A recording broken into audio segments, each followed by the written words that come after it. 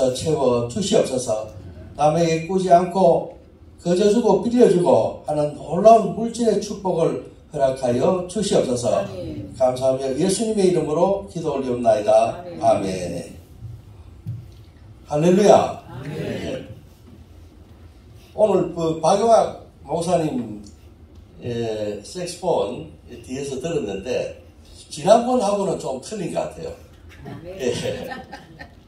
뭔가 모르게 이 선이 굵게 느껴지고 이제는 그 자신의 목소리를 내는 그런 그 느낌을 받았습니다. 이전에는 참 그 떨리고 하는 이런 게 그 강한 선율이 느껴졌는데 조금 실수가 있긴 해도 그 목소리 톤이 강하고 굳세게 나가는 거 보니까 역시 전도사님 때하고 목사님 때하고 다르구나. 그런 것을 느꼈습니다. 오늘은 본문 우리가 읽었듯이 요한복음 15장 5절 말씀을 가지고 그리스도와의 연합하는 이러한 주제를 가지고 여러분들과 말씀 전하겠습니다. 최근에 제가 신문에 그 국민일보의 기사를 보니까 미국에서 한 5억 명 이상을 갖다가 회원으로 거느리는 그 앱이 있다고 해요. 그 온라인 앱에서 2022년도 참이 다사다난했지 않습니까? 2022년도. 우리 코로나로 인해서 몇 년째 이렇게 고생을 하고, 그 다음에 우크라이나하고 러시아 전쟁이 있었지 않습니까? 이 전쟁으로 인해서 우리가 여러 가지 그 정치적인 문제, 또 전쟁의 문제, 또 물가도 이게 막 오르고 해서 우리 서민 살림도 굉장히 어려웠고, 그래서 2022년은 참으로 우리가 그 향방을 알 수 없는 흔들리는 그러한 세상이었습니다. 그래서 이러한 세상에서 어떠한 성경구절, 믿는 신자들이 어떤 성경구절을 가장 많이 검색을 하고 찾아봤는가 하는 걸 조사를 했어요. 그걸 보니까 그 이사야 41장 10절을 가장 많이 전 세계인들이 믿는 신자들이 그것을 활용을 많이 검색하고 찾고 이렇게 했다고 그래요. 그래서 그걸 보게 되면 두려워하지 말라. 내가 너와 함께함이라. 놀라지 말라. 내가 너의 하나님 됨이라. 내가 너를 굳세게 하리라. 참으로 너를 도와주리라. 참으로 나의 의로운 오른팔로 너를 붙들어 주리라. 하는 이런 구절을 역시 가장 많이 검색을 하고 많이 읽었다고 하는 이러한 기사를 봤습니다.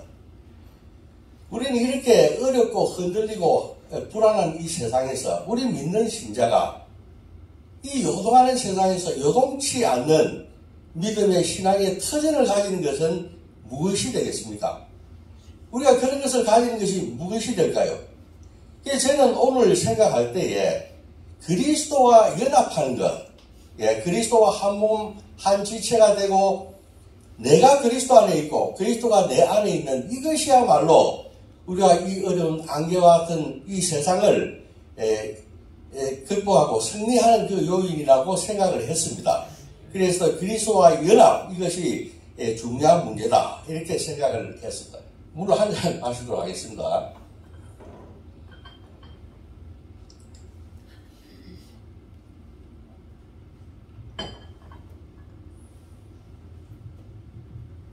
이 그리스도와 연합의 중요성에 대해서 한번 말씀을 해보겠죠. 그래서 우리는 보게 되면은 예수 그리스도가 우리를 위해서 십자가에서 그 비참한 하나님 아버지께서 그 비참한 그 형을 받고 그 낮고 낮은 지점까지 내려갔다고 하는 이런 것을 볼 때 참으로 우리는 감동하지 않을 수가 없어요. 나 같은 것을 위해서 그 위대하신 분이 사람의 몸, 오장육부를 가지고 또 희노애락을 느끼는 이 사람으로 태어나서 우리들을 해방했다고 하는 그 길을 걸어가셨다고 하는 것에 우리는 무한한 우리는 경외감을 느끼고 감사함을 느끼고 부끄러움을 느끼는 것입니다. 그런데 우리가 이뿐만 아니라 또 성경구절을 보게 되면은 그 사도행전을 읽다가 사도행전 9장 4절을 보게 되면요. 이 사울이, 바울 되기 이전에 사울이 믿는 신자들을 박해하지 않습니까? 박해를 하다가 이제 뭐냐면은 또 박해를 하기 위해서 다메섹으로 가던 그 도상에서 주님 예수님과 그 조각이 된다. 그 목소리가 나와서 사울아 사울아 네가 왜 나를 핍박하느냐 이렇게 이야기를 했다고 하는 것입니다. 그래서 이 구절도 보게 되면 여러분들 평범하게 읽을지 모르겠습니다만은 대단히 감동적이고 위대한 구절인 것입니다. 예. 우리가 무엇이간데 예수님께서 믿는 신자를 핍박하는 사울에게 자기 자신을 핍박한다고 이야기했다고 하는 것입니다. 이게 믿는 신자를 자기 자신과 예수님과 동일하게 이렇게 봤다고 하는 것이죠. 대단한 이야기 아닙니까? 예, 우리가 무엇이간데 그분께서 우리를 이처럼 사랑하시는 지극히 자기 자신과 예수님과 동일시하는 이런 말씀을 하신다고 하는 거예요. 저는 이 구절을 볼 때 내가 참 가치 있는 사람이구나. 가치 있는 피조물이구나. 예, 아무렇게나 이렇게 행동하고 전신하고 해야 되는 것이 아닌 값진 참으로 하나님께서 우리를 사랑하신 그런 존재구나 하는 것을 깊이 느낄 수가 있었어요. 예. 그것뿐만 아닙니다. 또 뭐냐면 오늘 본문으로 택한 이 포도나무 비유 이것만 보더라도 그렇지 않습니까? 예. 나는 포도나무요 너희는 가지라. 예. 그가 내 안에 내가 그 안에 있으면 사람이 많은 열매를 맺는다고 했어요.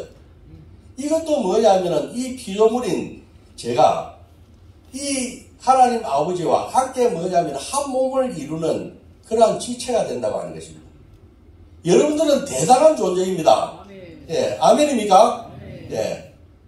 여러분은 가치 없고 보잘것없는 그런 존재가 아니에요. 이런 성경 구절을 여러분들이 믿는다고 한다면은 하나님 아버지께서 자기 자신과 동일하게 생각해 주시고 또 자기 몸에 붙어 있는 연합을 이루는 한 몸이 되는 이 연합을 이루는 지체로서 우리를 받아 주신다고 하는 것입니다.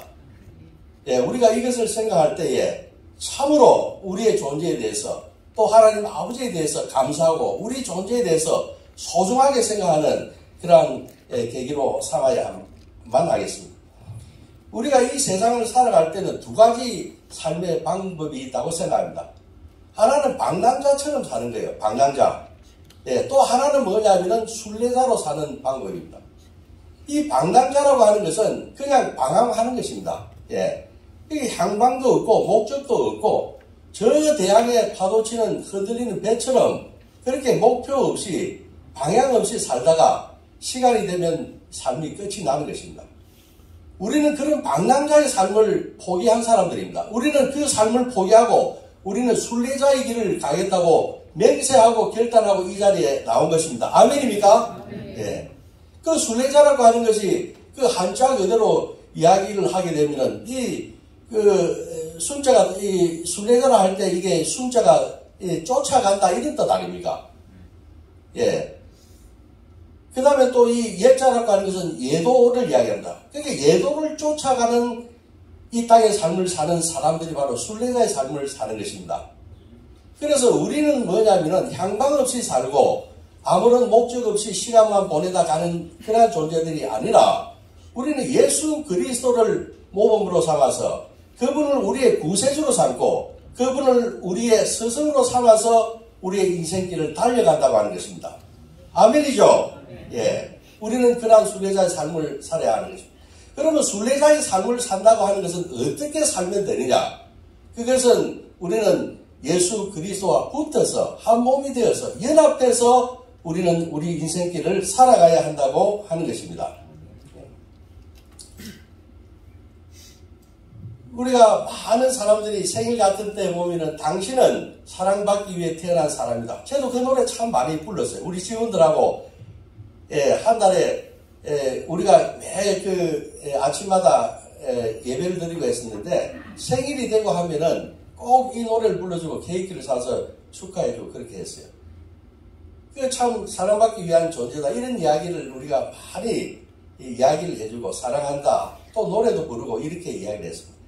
그렇지만 우리가 연합의 비밀, 내가 예수 그리스도와 한 몸이 됐다고 하는 이 연합을 참으로 이해를 진심으로 하지 못했을 때는 우리는 이러한 말을 그냥 흘려버리는 그 립서비스 정도로 그냥 나를 위해서 립서비스 하는 것이다 하고 이렇게 받아들이고 그 말의 중요성을 우리가 느끼지 못합니다. 그런데 우리가 연합이라고 하는 그리스도와 연합됐다고 하는 이 말을 이해하는 순간부터 우리는 참으로 뭐냐면은 소중한 존재다 하는 것을 우리는 이해할 수가 있습니다. 그리고 이 말을 이해하면서 뭐냐면은 다른 사람들에 대한, 다른 지체들에 대한 그 사랑도 지극했어요. 이제 이해할 수 있었다고 하는 겁니다. 예. 우리 직장생활 같은 거 하다 보면은 참 이게 미운 사람도 있고, 제발 저 사람 좀 나가줬으면 좋겠다 하는 이런 생각을 하며 우리가 살 때도 있었어요. 예. 이게 보면은 이 조직에 어떤 거치고 분란을 일으키고 이런 사람들이 있더라 이 말이에요. 참 믿고 그렇게 했어요. 그러나 우리가 이 한 지체라고 하는 것, 그리스도 안에서 우리는 붙어있는 한 지체라고 하는 것을 깨닫는 순간 우리는 그러한 권리를 잊어버립니다. 예. 우리가 지체가 되기 이전에는 서로 이렇게 개체들은 한 사람 한 사람 개별적으로 생각하게 되면은 그 사람들은 서로 뭐냐면은 불화를 일으킵니다. 원래 이 존재 자체라고 하는 것이 개별적으로 존재할 때는 서로 불화를 해요. 예. 그러고 차별을 합니다. 나는 누구, 감히 내 앞에 누구냐, 이런 식으로 차별을 하고, 적대를 하고, 이런 게 있어요. 그러나 우리가 이 그리스도 안에서 한 몸으로 붙어 있을 경우, 우리는 남이 아니고, 그리스도 안에서 우리는 그리스도와 붙어 있는 하나의 지체라고 하는 것을 알게 되면은, 남에 대해서도 우리는 소중하게 생각할 수가 있다고 하는 것입니다. 예. 그렇게 되면 그 사람은 남이 아닌 것입니다. 그 사람은 나 자신과 똑같아요.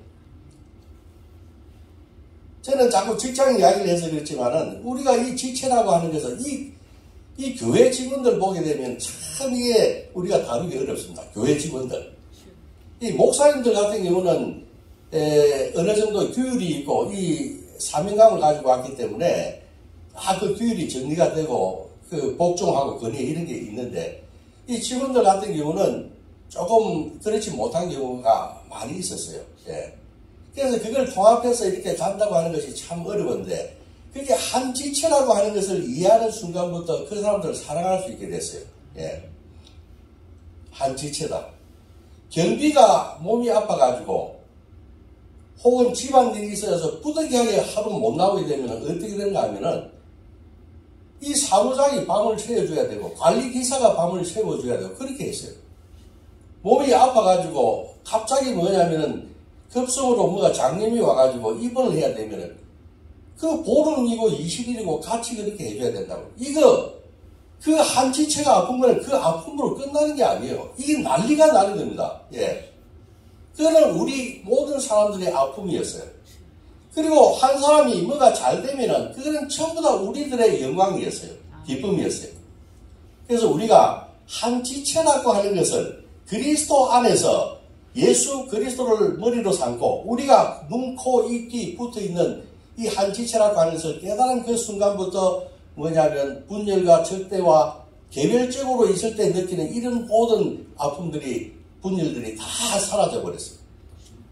그래서 그렇게 되면은 이 지체 안에서는, 한 몸 안에서는 뭐냐면은 우리가 헬라인이나 유대인이나 헬라인이나 자유인이나 종이나 남자나 여자나 이 분별이 없는 것입니다. 이 놀라운 하나의 형제의식, 서로 사랑해야 되는 이 숙명적인 관계로 받아들인 이것은 우리가 그리스도와 한 지체라고 하는 것을 우리가 깨달았을 때 이것이 가능한 것입니다. 그래서 이 지체라고 하는 것은 대단히 중요하다, 이렇게 이야기를 할 수가 있습니다. 우리가 보게 되면은 데살로니가전서 5장 16절에서 18절, 항상 기뻐하라, 쉬지 말고 기도하라, 범사에 감사하라. 이것이 그리스도 예수 안에서 너희를 향한 하나님의 뜻입니다 하는 이 구절이 있지 않습니까? 이 구절 참 실천하기 어려웠어요. 여러분들 이 구절 읽으면서 그냥 아무런 그 느낌 없이 넘어갔습니까? 다 믿는 분들은 어떻게 이걸 할 수가 있나? 우리가 어떻게 늘 항상 기뻐할 수가 있고, 쉬지 말고 기도할 수가 있고, 범사에 감사할 수 있나? 이건 불가능한 일이야. 이건 안 되는 일이야. 이렇게 생각했을 수가 있을 것입니다. 그러나 이제는 우리가 예수 그리스도 안에 붙어 있으면은, 그것은 우리는 할 수 없지만은, 우리는 항상 기뻐하고 항상 기도하고 우리는 감사할 수 없지만 그분이 하실 수 있기 때문에 그 무한하신 능력을 가진 예수 그리스도의 그 능력을 그 인내와 그 감사를 우리는 다 받을 수 있기 때문에 우리는 할 수가 있는 것입니다. 예. 그리고 사실 또 그렇게 해야 돼요.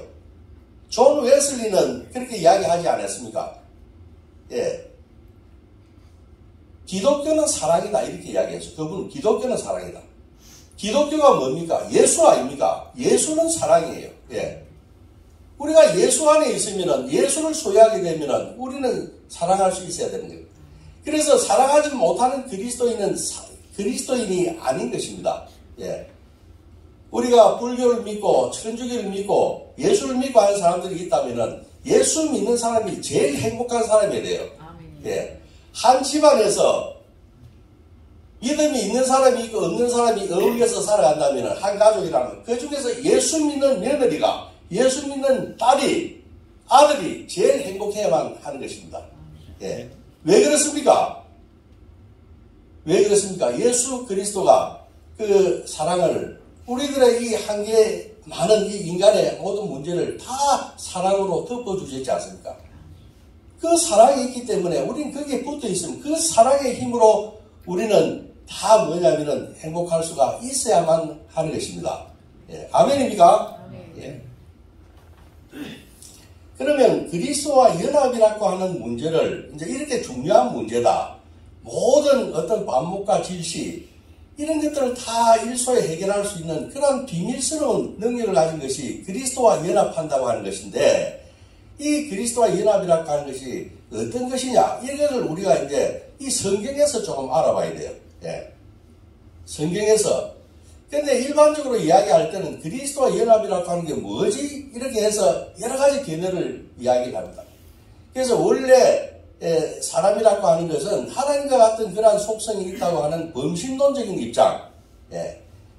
그 다음에 이쪽에 어떤 체면술에 걸렸을 때 할 수 있는 그런 이야기라고 하는 그 견해가 있는가 하면요. 또 뭐냐면은 학생과 스승 간의 어떤 학교 안에서 느끼는 그런 동질감, 이런 것의 일종일 것이다. 이렇게 설명을 하기도 해요. 또 누구는 성경을 문자적으로 해석해가지고 그 마태복음에 나오는 그 26장 26절에서 28절 보게 되면 성찬하는 그 장면 있죠. 이 떡을 떼면서 이것은 내 몸이고 그 다음에 잔을 들면서 이것은 내 피라고 하지 않습니까? 그것을 문자적으로 그대로 성례전을 해석하게 되면은 피와 살을 마셨기 때문에 한 몸을 이룬다. 이렇게 해석하는 경우가 있다고 하는 것입니다. 그러나 이것은 다 올바르지 못합니다. 우리는 뭐냐면 이 그리스도와의 연합이 이만큼 중요한 문제인 만큼 이걸 이론적으로 논할 것이 아니고 우리는 성경에서 구체적인 그 근거를 찾아야 한다. 이렇게 이야기할 수가 있습니다. 우리가 개혁교회에서 리폼드 처치, 개혁교회라 하죠. 종교개혁을 거친 그 교회들 있지 않습니까? 장로교니, 감리교니, 성결교니 뭐 하는 이런 우리 개혁교회에서 이 그리스도와 연합을 어떻게 해설을 하느냐 하면은 그리스도와 연합을 신비한 연합이다. 그래, 신비한 연합이다. 이렇게 이야기를 해요. 신비적 연합이다. 신비적. 그 신비하다고 하는 것은 뭐냐면은 이 땅의 것이고 육적이고 이런 것이 아니라고 하는 것입니다. 그것은 하늘에 있는 것이고 신령한 것이라고 하는 것입니다. 예. 그래서 이걸 영적인 것이다. 이렇게 풀이할 수가 있습니다. 신비적, 그리스도의 연합을 개신교에서는 신비적 연합이라는데 이 신비적인 말은 영적이다. 이렇게 이야기할 수 있고요. 쉽게 풀이하면은 그 다음에 이게 연합이라고 하는 말은 쉽게 이야기하면은 교제하는 것입니다. 교제. 그래서 우리가 그리스도와 연합하는 것이 무엇이냐? 참 어려운 말 아닙니까? 그리스도와 연합하는 것 같아요. 쉽게 이야기하자면은 우리는 영적인 교제, 성령님의 그 능력 안에서, 믿음 안에서 우리가 예수 그리스도와 영적으로 교제를 할 때 우리는 이것을 연합이다. 이런 이야기를 한다고 하는 것입니다.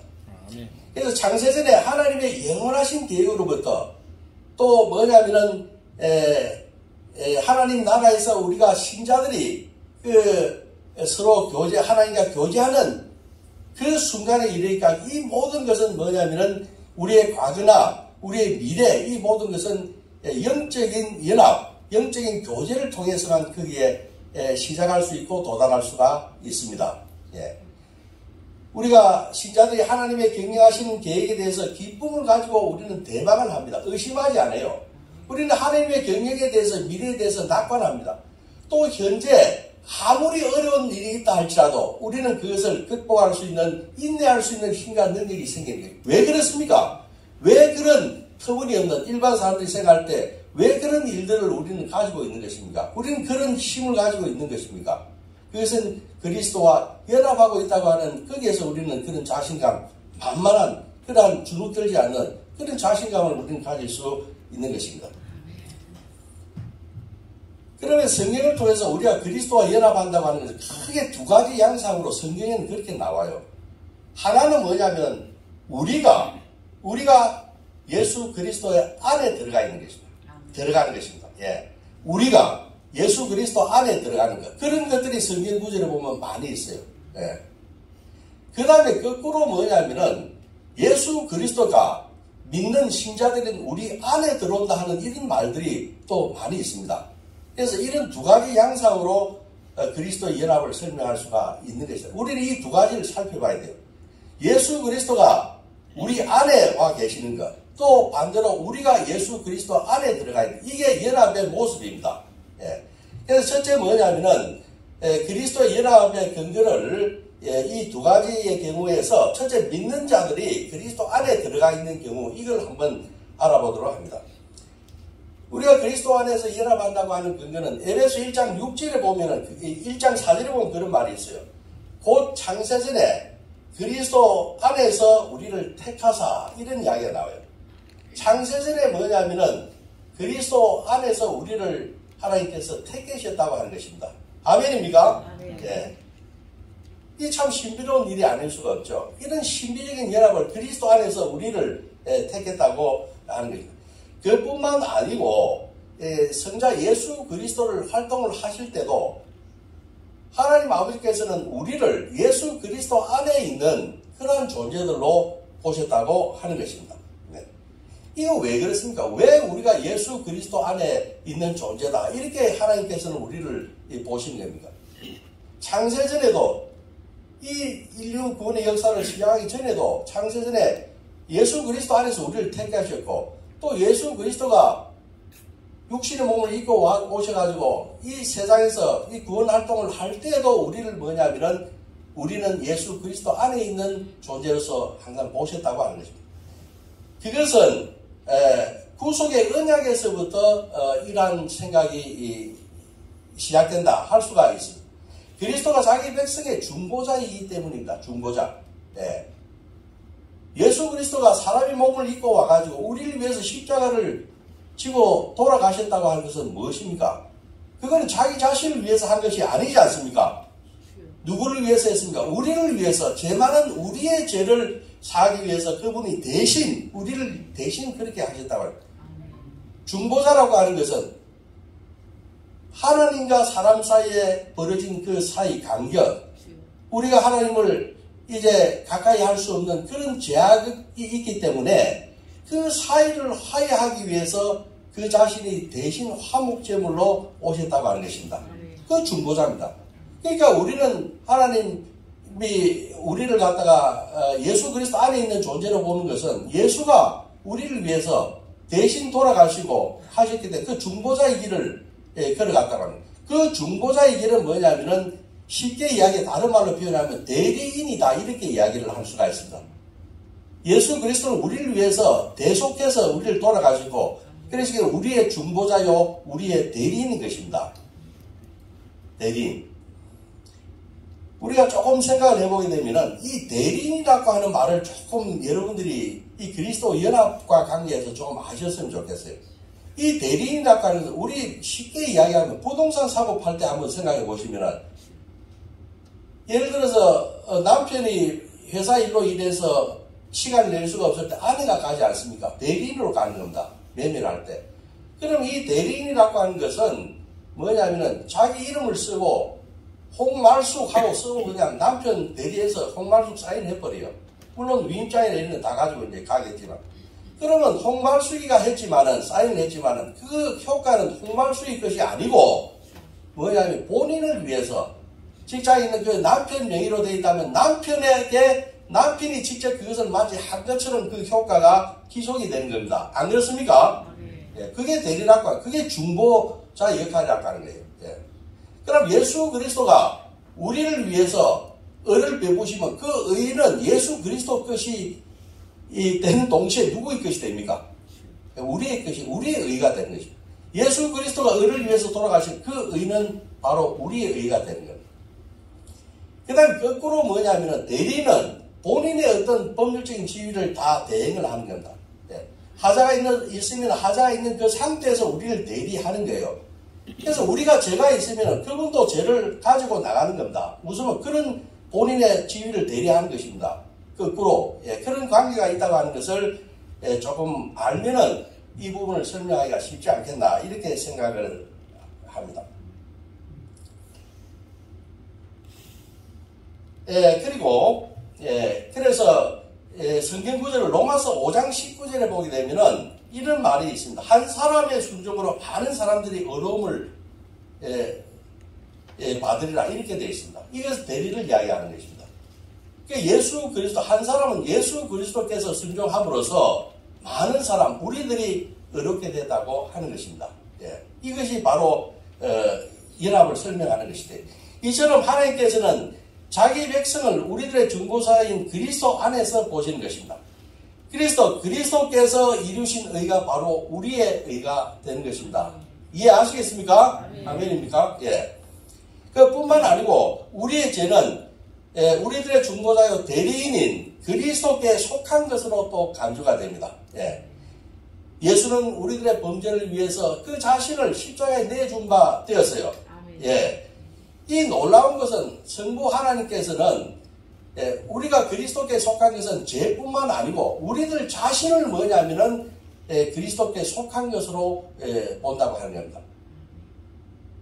그래서 예수 그리스도가 우리 죄를 위해서 내어 주셨지만은 우리가 그리스도께 속한 것은 그 죄뿐만 아니라 우리들 자신도 뭐냐면은 그리스도에게 속하는 것으로 보신다 이런 이야기가 되겠습니다. 그래서 뭐냐면 사도 바울이 내가 그리스도와 함께 십자가에 못 박혔나니 이제는 내가 사는 것이 아니라 내 안에 그리스도께서 사신다 이런 이야기를 한 겁니다. 예. 이 그리스도의 연합이라고 하는 것은 우리가 상당히 어려운 이야기가 됩니다. 참 이 추상적이고 이렇게 이론적인 관념적인 것으로 생각이 되지만은 이 그리스도의 연합이라고 하는 것은 매우 현실적으로 적용될 수 있는 구체적인 이러한 사안으로 우리는 받아들여야 합니다. 예, 성령으로 말미암는 이러한 구원의 은사들이 우리 삶에서 실제로 일어나는 것입니다. 예, 그래서 이 연합이라고 하는 것이 중요해요. 그리스도 안에서 이루어지는 믿는 자들의 실제적인 삶은 다음과 같은 몇 가지로 우리가 설명할 수가 있습니다. 예. 그래서 이 그리스도와 연합한다고 하는 것은 이론이 아니고 우리가 성령님의 역사로 말미암아 믿는 자 안에서는 실제적으로 우리의 구원의 역사로서 여러 가지 모양이 나타난다고 하는 것이에요. 첫째는 뭐냐면은 우리들은 모두 그리스도 안에서 한 몸인 지체를 이루게 되는 것입니다. 예. 연합을 하게 되면 우리가 그리스도를 머리로 하고 우리가 그리스도 안에 붙어 있는 우리가 지체들이 다 된다고 하는 것이에요. 아멘입니까? 예. 그래서 우리는 여기 교회에 나와 있는 우리들은 남이 아니고 개별적으로 떨어져 있을 때 제가 아까 이야기를 했지만은 서로 적대하고 반목하고 질시하고 서로 신분의 우위를 따지고 하는 이런 존재들이었지만은 그리스도에 연합하는 순간 우리는 뭐냐면 그러한 차별과 분란은 다 없어지게 되는 거예요. 한 팀이 원팀이 되는 것입니다. 아멘입니까? 예, 하나가 된다고 합니다. 그 다음에 두 번째로 또 뭐냐면 그리스도와 이제 한 몸을 이루었으니까 그리스도와 함께 죽고 사는 삶을 살게 되는 당연한 이야기 아니겠습니까? 우리가 그리스도를 머리로 해가지고 한 지체를 이루어서 한 몸을 이루었기 때문에 그리스도와 같이 죽고 같이 산다고 하는 겁니다. 이상한 일 아니지 않습니까? 예. 한 몸이기 때문에 하나가 죽으면 같이 죽는 거, 한 몸을 이루기 때문에 따로따로의 몸이 아니기 때문에 그런 이야기가 되는 것입니다. 그리스도와 함께 죽고 산다고 하는 것은 당연한 그 한 몸이라고 하는 이야기의 어떤 그 당연한 기결입니다. 그래서 우리 성경 골로새 2장 12절에 보게 되면은 너희가 세례로 그리스도와 함께 장사되고 또 죽은 자 가운데 그를 일으키신 하나님의 역사를 믿음으로 말미암아 함께 일으키심을 받았느니라. 이런 이야기가 있어요. 그러니까 우리는 뭐냐면은 이 세례로 인해서 그리스도와 함께 장사되었다고. 이 세례라고 하는 것은 우리가 물속에 잠기는 거 아닙니까? 이건 우리가 죽는 겁니다. 그리스도와 함께 죽는 거예요. 예, 이거는 옛사람이 죽어버리는 겁니다. 예. 그리고 또 뭐냐면은 하나님 아버지께서 그러한 십자가를 지고 돌아가신 그분을 다시 살리셨지 않습니까? 부활시키셨지 않습니까? 그래서 붙어있는 우리는 함께 세로 인해서 죽고 다시 함께 그분과 부활을 시키셨기 때문에 우리는 살아난다. 이렇게 이야기할 수가 있습니다. 그래서 우리는 죄에 대해서는 죽은 자요. 이제는 하나님 아버지에 대해서는 우리는 그리스도 안에서 산자로서 우리는 행세를 하게 되는 것입니다. 그 다음에 그리스도 안에서 우리는 새로운 삶을 누립니다. 세 번째로 새로운 삶을. 그러면 죽고 나서 우리가 살았던 새로운 삶이라고 하는 것은 이전의 삶하고는 다릅니다. 예수 그리스도가 우리의 죄를 지고 돌아가셨지만은 새로 부활할 때는 대단한 것입니다. 예, 위험이 있는 것이에요. 그분은 영광이 있고 위험이 있고 대단히 인격적으로 훌륭하신 그러한 그 분으로 우리의 추앙을 받게 됩니다. 그분은 십자가에서 달려가지고 죽어가지고 부활 성천에서 하나님 우편에 앉아서 이 하늘과 땅과 땅 아래에 있는 모든 이들의 경배를 받지 않습니까? 새로운 삶을 사는 것이에요. 우리도 거기에 붙어있는 우리도 이전의 옛사람을 버리고 예수 그리스도가 새로운 천상 사역을 하듯이 우리도 뭐냐면 새로운 삶을 영위하게 된다고 하는 겁니다. 아멘입니까? 그래서 우리가 함께 죽고 한 몸 이루면 우리가 예수와 함께 죽고 예수가 살아났을 때 우리도 살아나고 그 예수의 삶은 새로운 천상 사역을 하기 때문에 우리의 삶도 뭐냐면은 새로운 피조물로서의 삶을 당연히 살 수밖에 없다고 하는 것입니다. 누구처럼 예수 그리스도처럼 그렇게 살 수 있다고 또 살아야 한다고 하는 것입니다. 그 다음에 네 번째로 뭐냐면은 이제 그리스도 안에서 성숙한 자로 우리는 세워져야 돼요. 우리는 그리스도 안에서 이제는 새로운 피조물로서 태어났기 때문에 우리는 새로운 뭐냐면은 그리스도 안에서 성숙한 자로 세워져야 한다고 하는 것입니다. 그래서 우리는 이제는 앞으로의 삶이라고 하는 것은 이 세대의 삶만 우리는 생각해서는 안 됩니다. 이 세대의 삶만 생각해서는 안 된다고 하는 것입니다. 그럼 무슨 미래에 다가올 앞으로 임하게 될 하나님 나라, 하나님 왕국을 위해서 살아가는 그러한 생각을 가지고 우리의 삶은 이제 시작돼야 한다고 하는 것입니다. 아멘입니까? 예. 그래서 우리가 성경 골로새 2장 6절에서 7절 보게 되면은 너희가 그리스도 예수를 주로 받았으니 그 안에서 행하되 그 안에서 뿌리를 박으며 세움을 입어 교훈을 받은 대로 믿음을 굳게 서서 감사함을 넘치게 하라. 이렇게 말씀을 하신 겁니다. 이제 주님의 영광을 위해서 그리스도 안에서 성숙한 자로서의 삶을 세워 나가야 하는 것입니다. 아멘입니까? 아멘. 예. 그 다음에 두 번째로 믿는 자 안에서 그리스도께 거하신다 하는 이걸 이제 한번 생각해 보여요. 이제 반대로 우리가 그리스도 안에 있었지만 이제 반대로 뭐냐면 그리스도께서 우리 안에 들어와서 산다 하는 이런 것을 우리는 생각을 해봐야 합니다. 예. 성경은 분명히 우리가 그리스도 안에 있지만은 그리스도께서 우리 안에 계시다 하는 이런 성경 구절들이 많이 있습니다.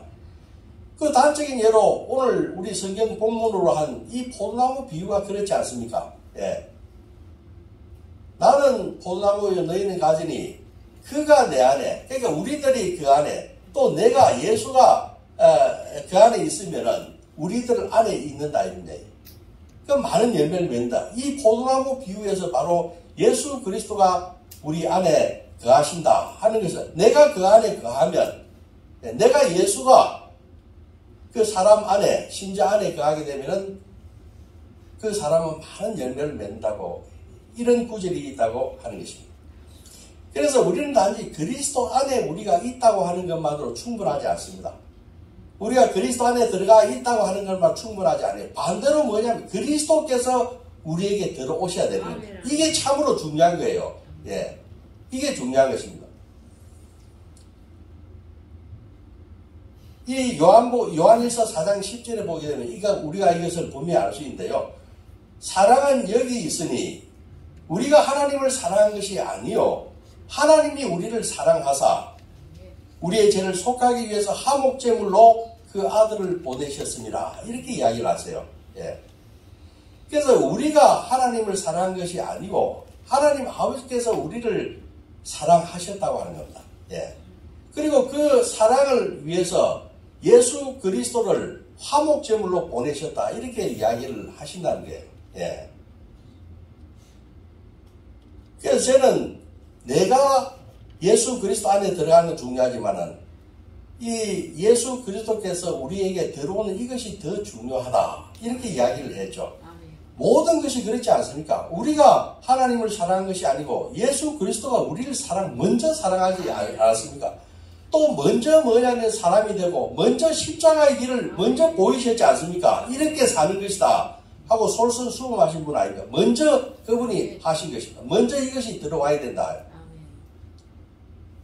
우리가 어떤 하나님과 더불어서 살다가 그것을 하나님을 교만한 마음에서 하나님으로부터 죄를 짓고 우리가 유리대에서 유리방황을 합니다. 우리가 사람 같으면은 그 사람한테 손을 내밀지 않을 겁니다. 예. 괘씸하다 이렇게 해서 손을 내밀지 않고 뭐 죽든 살든 그냥 내팽개쳐 버릴 거예요. 그러나 하나님 아버지께서는 그러한 죄인인 우리를 사랑하신다고 끝까지 사랑하실 때 끝까지 사랑하신다고 하는 거예요. 예. 그래서 뭐냐면은 우리한테 손을 내미시는 겁니다. 예. 하나님 아버지의 사랑은 조건이 없는 사랑이에요. 우리 사람들 보면은 너가 나한테 이만큼 했으니까 나도 요만큼 사랑하겠다 이런 식 아닙니까? 예. 그렇지만 하나님 아버지의 사랑은 그 죄를 저질렀음에도 불구하고 그 교만한 죄를 저질렀음에도 불구하고 우리에게 먼저 뭐냐면은 다가와서 손 내미시는 사랑. 예, 이것이 바로 하나님의 조건 없는 사랑입니다. 이게 세상 사람들 사랑하고 틀린 거예요. 그것을 우리는 뭐냐면 찬송가에도 그런 그 제목이 있대요. 완전한 사랑이라고 합니다. 완전한 사랑. 예, 이것이 들어와야 된다 이런 이야기예요. 그래서 우리가 그리스도인이냐 아니냐 저 사람이 그리스도인이냐 아니냐 하는 그걸 판별하는 기준이 무엇입니까? 뭐가 그 판별 기준이 되는 것입니까? 그 사람 안에 예수 그리스도가 거하시느냐 안 거하시느냐 이것을 보고 우리는 알지 않습니까? 예. 그래서 뭐냐면은 이 그리스도가 내 안에 들어와 있다. 이것이 내가 그리스도 안에 들어가는 것보다 더 중요한 연합의 모습이다. 이렇게 이야기할 수가 있습니다. 그래서 우리가 갈라디아서 2장 20절을 보게 되면 내가 그리스도와 함께 십자가에 못 박혔나니 이제는 내가 사는 것이 아니고 내 안에 있는 그리스도께서 사시는 것이다. 이렇게 사도 바울은 당당하게 이야기할 수가 있었던 겁니다. 자, 그러면 우리가 죽음 이후에 이제 예수 그리스도와 죽고 내 안에 예수 그리스도가 와 계시다. 이러한 삶은 어떠한 삶이 되어야 하겠습니까? 내가 예수 그리스도와 함께 죽고 예수 그리스도와 함께 이제 새로운 피조물로서의 부활된 삶을 살았다. 이제 우리의 삶은 어떤 삶이 되어야 하느냐? 이것은 우리의 삶의 주도권이 우리에게 있는 삶이 되어서는 안 됩니다. 예, 아멘입니까? 예, 우리의 삶의 주도권은 그분이 가지시는 거예요. 우리는 이제 순종하며 따라가는 그런 삶을 살아야 한다고 하신 것입니다. 오직 믿음을 가질 때 우리는 그리스도 안에서 그리스도가 우리 안에서 믿음을 가질 때 내조할 수가 있습니다. 그래서 우리의 모든 은행 심사는 이제 그분이 우리 안에 있는 예수 그리스도가 우리의 모든 은행 심사를 이제부터 관장하는 거예요. 그분이 우리의 주인이 되고 새로운 태어난 삶의 감찰자가 되시는 것입니다. 그렇게 되면 우리 삶의 세세하고 미세하고 우리가 중요시하게 여기지 않는 그런 삶의 일체를 그분이 다 관장하시는 그런 삶이 된다고 하는 것입니다. 예. 그러니까 우리가 마태복음에 보게 되면은 예수님께서 오셔가지고 심판하실 때 그 장면이 있지 않습니까? 예, 심판 장면에 보게 되면은 그 양은 오른편으로 두고 염소는 또 왼편에 두고 해가지고 오른편에 있는 사람들한테 그 천국을 상속시키지 않습니까? 그래 하면서 내가 나그네 되었을 때, 예, 그 목마를 때 나그네 되었을 때 줄이고 목마르고 나그네 되었을 때 뭐냐면 너희들이 나를 갖다가 먹이고 마시게 하고 영접했다고 하지 않습니까? 그 다음에 헐벗었을 때 입혔고 병들었을 때 옥에 갇혔을 때 와서 보았다고 하지 않습니까? 예수께서는 분명히 이걸 다 기억하고 생생하게 말씀을 하세요. 그런데 그 정작 그 염소 그 오른편에 있는 양들은 우리가 언제 그런 일을 했습니까? 알지 못한다 아닙니까? 예, 우리가 언제 그런 일을 했습니까? 예, 여기 있는 우리 형제 중에서 가장 작은 자에게 한 것이 나에게 한 것이다 이렇게 이야기를 하셨어요. 그래서 우리가 예수 그리스도와 함께 죽고 새로 부활해서 예수 그리스도가 내 안에 계실 때부터는 이제 모든 나의 은행 심사 모든 하나하나를 다 주님께서 주인이 돼서 다 관장한다고 하는 거예요. 아무리 사소한 것일지라도 나는 모르고 그냥 했다 할지라도 주님께서는 다 기억하고 그에 따른 뭐냐면은 보응을 하신다고 하는 것입니다. 예. 이제 말씀을 맺겠습니다. 이 신앙생활에 있어서 그리스도와 연합되어 있느냐 하는 것은 매우 중요한 문제다. 우리가 하는 것을 지금까지 이야기를 했어요. 이것은 우리의 신앙을 판가름하는 신앙의 사활에 걸린 문제입니다. 우리가 죽고 사느냐 하는 신앙의 문제. 우리가 붙어 있으면 살고 우리가 떨어져 나가면 버려진다고 하는 것입니다.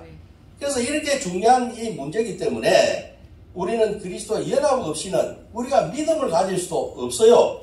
예, 또 뭐냐면은 우리가 그리스도와 연합 없이는 친히 의롭다함을 받을 수도 없고요. 또 우리가 고귀한 몸으로 성화될 수도 없습니다. 이러한 모든 구원의 풍성한 은사를 우리는 그리스도와 연합 없이는 우리는 누릴 수가 없는 것입니다. 예, 그래서 우리는 그리스도와 연합이 아주 필요하다. 그러면은 우리가 이처럼 중요한 그리스도와 연합을 어떻게 이룰 수가 있겠습니까? 예, 그리스도와 연합을 어떻게 해야 우리가 이루겠습니까? 그건 저는 한 두 가지를 생각해 봤어요. 한 두 가지를 생각해 봤어요. 그리스도 연합을 위해서는 우리가 성 아우구스티누스가 이런 이야기를 했어요. 하나님을 아버지로 모시는 사람들은 이 교회를 어머니로 모셔야 한다. 이렇게 이야기를 했어요. 예. 아우구스티누스는 하나님을 아버지로 모시는 사람은 교회를 어머니로 모셔야 된다. 이런 이야기를 했다고 하는 것입니다. 그래서 우리가 그리스도와 연합하기 위해서는 이 교회에 나와야 하는 것입니다. 예. 이 교회에 나와서 한 지체들끼리 서로 뭐냐면 사랑하고 위로하고 세워주고 남의 일을 내 일처럼 돌봐주고 서로 중보해주고 천국 가는 그날까지 이 교회 공동체에 연합된 이 모임 이것이 있는 이 교회를 사모하고 이게 늘 모여야지만이 우리는 그리스도와 연합할 수 있다고 하는 것입니다. 아멘입니까? 예, 그래서 이 교회가 중요한 것이에요. 우리가 요즘 보면 유튜브로 하고 제가 출석하던 교회도 보면은 이 유튜브로 많이 이제 이게 이 코로나 때문에 그 영향이 아직까지도 이게 존재해서 회복이 잘 안 되더구만요. 예. 그런데 우리가 이 하나님의 임재, 경건함, 우리가 간절하게 구하고 하는 것은 이 자리에 나왔을 때 그게 가능하고 집에 앉아있을 때 그거 안 되더라고요. 예. 그래서 우리는 이 교회를 어머니와 같은 얼마나 편안합니까? 여기 오면은 모든 이야기 할 수 있고 위로받을 수 있고 어머니 같은 게 교회 아닙니까? 예. 우리는 여기에서 붙어 있을 때 우리는 그리스도와 연합할 수 있다고 하는 것입니다. 두 번째는 뭐냐면 우리의 그리스도와 연합하기 위해서는 우리는 기도를 무시로 기도를 해야 됩니다. 예, 기도를 통해서 그리스도와 연합할 수 있는 것입니다. 그런데 우리는 기도가 뭔가를 잘 모르는 것 같아요. 예, 기도를 제대로 알면은 그렇게 하지 않을 것인데 이 기도가 무엇인지 잘 모르는 거예요. 우리는 참으로 나약한 존재입니다. 별 볼 일 없는 존재예요. 그러나 우리 자신의 이 한계를 뛰어넘고 넘어서 하나님의 위대한 그 능력에 우리가 터치할 수 있는 것은 무엇이냐? 그것은 바로 뭐냐면 기도라고 하는 것입니다. 예. 기도는 믿는 자의 특권이에요. 특권. 이 아무나 가진 거 아닙니다. 이 특권은 믿는 사람만이 이런 놀라운 이 특권을 향유하는 거예요. 이 기도라고 하는 것은 우리 무기입니다. 무기. 전쟁터 싸움터에 나가면 우리 생명을 보존하고 할 수 있는 이 무기가 기도라고 하는 것입니다. 그런데 사람들은 뭐냐면 이 기도하는 것을 마치 뭐냐면 남을 위해서 해주는 것처럼 마지 못해서 하고, 예, 그렇게 기도를, 이 바보들 아닙니까?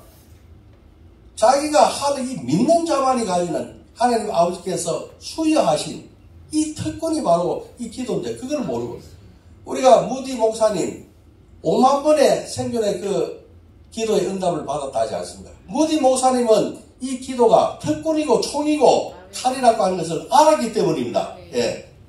그렇기 때문에 이 기도를 통해서 하나님의 그 능력과 연합할 수 있는 놀라운 그 비밀을 그분은 아신 거예요. 예. 여러분들 기도와 이 교회에 모이기를 힘쓰는 것으로서 그리스도와 연합을 이루기를 원하십니까? 예.